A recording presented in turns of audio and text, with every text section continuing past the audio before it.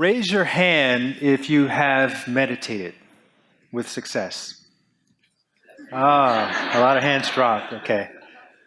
Let's just be honest. Meditation has a huge image problem.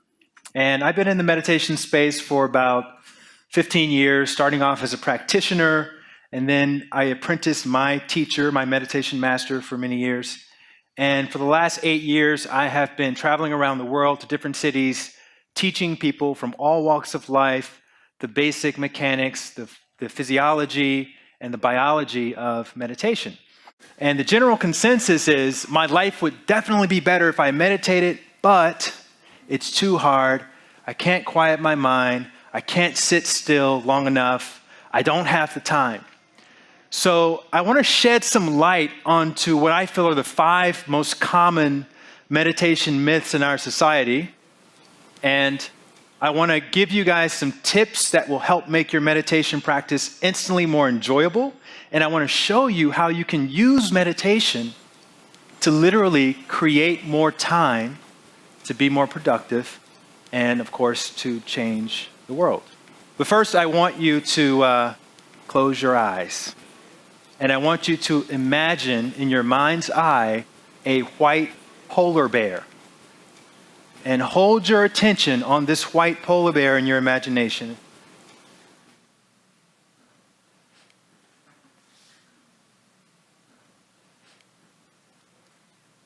And then open the eyes.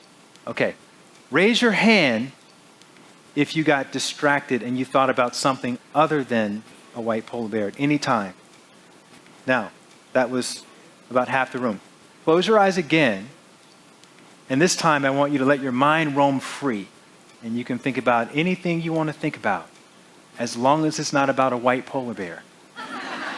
Whatever you do, do not think about a white polar bear. It's very important.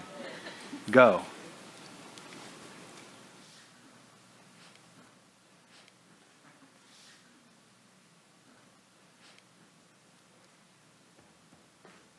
Okay. Open your eyes. Raise your hand if you accidentally thought about a white polar bear. Raise your other hand if you thought about it a lot. Almost everyone. And that brings us to our first myth that I want to talk about, which is that I'm a bad meditator if I can't quiet my mind. Now, that white polar bear experiment that we just did was an actual study that was conducted by a Harvard psychologist who wanted to see, is it possible to suppress certain thoughts? Except they didn't sit for a few seconds. They sat for 5 minutes trying to focus on the white polar bear, and then for another 5 minutes trying not to think about the white polar bear. And just like you, when they weren't supposed to be thinking about the white polar bear, they ended up thinking about it a lot, and some of them were bordering on obsession. That's all they could think about was the white polar bear. And the conclusion from this study was twofold. Number one, if you focus on anything after about 5 or 6 seconds, your mind is going to naturally get diverted to another unrelated thought. And number two, if you try to suppress your thoughts, guess what's going to happen? You're going to end up creating more of the thought you don't want to have. So suppressing the thoughts does not lead to a very positive meditation experience. When I'm teaching meditation,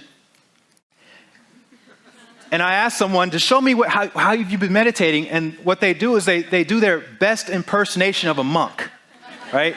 They sit on the floor with their legs crossed. They bring their fingers together. They don't know why. They just do it. And you could see their brow crinkling up here. They're just straining. And I'm not saying that this is an incorrect way to meditate, but for a beginner, your meditation experience is going to seem like my swimming experience. You're just going to be dragging yourself through your thoughts. And it's not unusual for someone to come out of that experience feeling like meditation is too hard. It's not for me. So instead of sitting like this, I encourage people to sit like this. Sit comfortably. Have your back supported. Use pillows. And what you find is that your body is not a distraction to the process. So if you're brand new at meditation, you want to sit like you're watching your favorite television show. And then if you employ those mental techniques of allowing the mind to wander and drift, you're going to have experiences that are 100-fold easier than anything you've had before. Then you just have to do it consistently enough, which brings me to the next point. I don't have time to meditate, right? You've heard this one a lot. There's only one activity that I'm aware of that will actually refund you back the time you spent doing it, and that's daily meditation. Here's what I mean. We all have a chronological age, and we have a biological age. Your chronological age, of course, advances once every 12 months. Your biological age speeds up or slows down based on how much stress you have in the body. And what's come to light recently, in the last 30 years or so, is that meditation has a reversal effect on biological aging. There was a study that was published in the International Journal of Neuroscience showing that if you had a matching chronological and biological age on your 30th birthday and you started meditating daily, by the time you were 35, you had the skin elasticity and the sexual responsiveness and the auditory threshold and the vision and the memory of a 23-year-old version of yourself. In other words, your biological age was 7 years younger than you were when you started meditating. So saying I don't have time to meditate is kind of like saying I don't have time to file my tax refund where I was going to get back half of the money that I paid out. The next one is meditation will solve all of my problems. You've seen these people running around and evangelizing about meditation. And there's one study that gets cited a lot in meditation circles, and I've cited it before myself. And it involves meditators showing up to a lab room, getting connected to electrodes, right? Now, a lot of you guys meditate. Imagine you show up to this lab. They have you take off your street clothes, put on a hospital gown. You go sit down in a chair. It's a steel folding chair. It has a hole on it. And then they connect electrodes to your scalp. And then they put a gas mask analysis machine over your nose and your mouth to measure for oxygen consumption. And then they put an oculogram on your eye to measure for eye movement. And then they put a reference point on your earlobe. And then they put a cardiogram on your heart to measure for heart rate activity. And then they stick a catheter in your arm to take blood samples while you're meditating. And the other palm, they put a galvanic skin response device to measure for sweat. And then you feel some petroleum jelly underneath your butt. And they take a rectal thermometer and they slide that up into your butt to measure for body temperature because all the other orifices are being used for some other kind of measurement.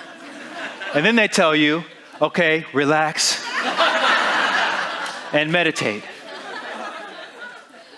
Of course, everybody who was in that study reported having horrible meditation experiences, and you would have too, and I would have as well. But what was interesting is that when they looked at the meta-analysis from that study and they saw the results in their physiology, they actually had very positive changes. And they ended up coining this term from this study called the relaxation response, which gets cited a lot when people talk about the benefits of meditation. How do you gauge progress in meditation? If I'm sitting in meditation, I'm having all these thoughts, how do I know I'm successful with meditation? A lot of the times you won't know you're successful until someone else realizes it in you first. There was a woman that I taught to meditate back in New York City, and she was in her 40s. She was a lawyer, very type A personality. And she came to me and I gave her everything she needed to be self-sufficient. And I told her with time and with practice, you're going to have some positive changes, which is all I ever tell people because I don't know what's going to happen to them, but I know that whatever happens to them is going to be amazing. So she goes away. She comes back a year later. And I'm teaching another group of people to meditate. And I get to the part about the positive changes and she lays into me and she says, Light, I came here a year ago. I've been meditating every single day. I haven't noticed any positive changes. I don't think meditation is working for me. And I said, I'm sure some positive things are happening in your life, but a lot of the times you won't see it first. And besides that, we don't know what's being prevented because you're meditating, and that needs to be considered as well. And so she leaves a bit disappointed, and she sends me this email 6 months later. And she says, Light, I have this story that I think you'll find very funny. I was out to dinner with my husband recently, and we got into one of our regular arguments where I was right and he was wrong, the usual. And I was just able to let it go and continue enjoying my meal. And then about 20 minutes later, when he was sure that the argument was dead and buried, he said, Honey, 3 months ago, if we had an argument like that, you would have left me in the restaurant. And now you were just able to let it go. He said, I think that meditation's working. So that's how we want to define success in meditation. How much more adaptable are you being in your life? And meditation is going to cause that little gap, that little moment, that breath that you take just before you were going to honk the horn, or that moment of reflection just before you were going to say that thing that you would have regretted 5 minutes later. My teacher says, never miss a golden opportunity to keep your mouth shut. So let's do this, everybody. Let's close your eyes one more time, and I want you to just kind of settle in and just start to notice your breathing very gently. You don't have to control it. Just notice it. And I want you to expect your mind to wander off at some point to some other thought, maybe about the chair, about your body, about the time, or something you're going to do later on tonight.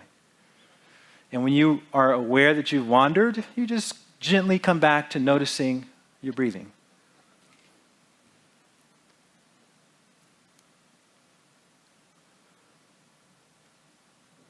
All right, slowly open your eyes. Isn't that so much easier than fighting the mind and doing the whole white polar bear thing in meditation? Literally, just 10 minutes of that. 10 minutes every morning. And you will refund back some of that wear and tear on your body. And you will bring more orderliness and efficiency to your mind. And you will cultivate inner peace and happiness. And you will feed that out into the collective consciousness. We don't live in isolation. So however we're feeling inside is going to ripple out through our universe, through our community. And so that's our personal individual responsibility. Every single day, we're feeding something out into the collective. And my message to you is just to let that be peace, let that be happiness, let that be the highest expression of yourself. Thank you very much.